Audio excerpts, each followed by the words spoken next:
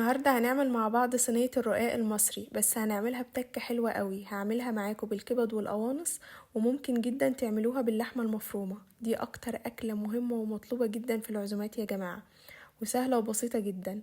تابعوا الفيديو للاخر عشان تعملوا احلى صينية رقاق. هخليه يطلع معاكم مورق وطري من جوه، وريحتها خطيرة وهتكون قلبة البيت كله. يلا بينا نبدأ الفيديو. بس قبل ما نبدأ الفيديو ما تنسوش اللايك والشير والمتابعة. يلا بينا. اول حاجه يا حلوين عملتها، سخنت الطاسه جدا ونزلت فيها معلقه سمنه كبيره، وبعد كده نزلت فيها 2 حبه بصل هشوحها كويس جدا، وبعد كده هنزل بالكبد والقوانص هفردها في الطاسه، وهفضل اقلب فيها لحد لونها ما يتغير. وبعد كده هضيف عليها طماطم بتخلي الحشوه جميله جدا، وهضيف كمان فلفل اخضر وجزر، وهقلب كويس. الخضار اللي انا ضفته ده يا جماعه بيخلي الحشوه جميله جدا وريحته خطيره. وهضيف كمان نص معلقه ملح ونص معلقه فلفل اسود وربع معلقه سبع بهارات، وبس كده. اظن شايفين الجمال والحلاوه دي كلها. طبعا الشوربه مكون اساسي في الوصفه. ضفت ليها 3 معالق سمنه، ولو لقيتوها محتاجه ملح ممكن تظبطوها. انا ما كنتش محتاجه فما ضفتلهاش اي حاجه. لازم استخدم الخليط ده وهو سخن، حتى لو برد سخنوه تاني.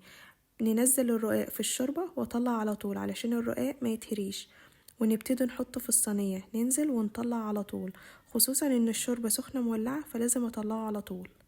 زي ما انتوا شايفين كده، الورقة اللي بخلصها باخدها بالراحة وبرصها في الصينية بالشكل ده.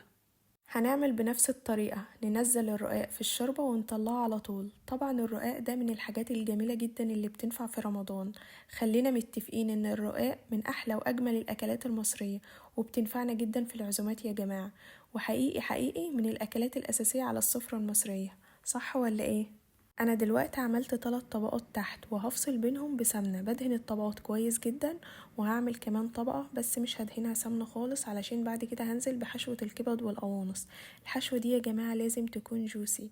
وبعد كده هنزل في نص الصينية، وبعدين هفردها لبره من غير ما توصل للأطراف زي ما انا بعمل كده بالظبط. وهبدأ اكمل 4 طبقات فوق زي ما عملت تحت. كل ورقة رقاق بحطها في خليط الشوربة، ببدأ اوزعها كويس قوي على الورقة، وبعدين ارصها في الصينية وادهنها سمنة.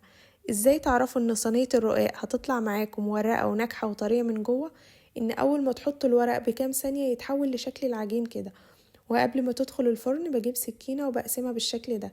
الفرن بتاعي ساخن مسبقا على درجة حرارة 220، وبحطه في الرف الوسطاني لان الرقاق ما بياخدش اي وقت في الفرن. معايا كوباية لبن وبيضة وملح وفلفل اسود، وهقلب كل ده مع بعض، وهطلع صينية الرقاق من الفرن واصب الخليط وادخله تاني عشان تاخد لون. وده شكله بعد ما طلع من الفرن وسبته يرتاح 5 دقايق، وبعدين بدأت اقطعه. بجد حلو قوي، والتسوية مظبوطة جدا حقيقي، مفهوش ولا غلطة يا جماعة. والقطع متماسكة جدا برغم انه سخن قوي، طري من جوه ومورق، والطعم جبار. لو عجبكم الفيديو ما تنسوش الشير واللايك والمتابعة، واكتبولي رأيكم في الكومنتس، واستنوني في فيديو جديد. باي باي. وكده انا خلصت دوري، وهسيبكم بقى تملى عينيكم بالحلاوة والجمال ده كله. وما تنسوش تكتبولي رأيكم في الكومنتس.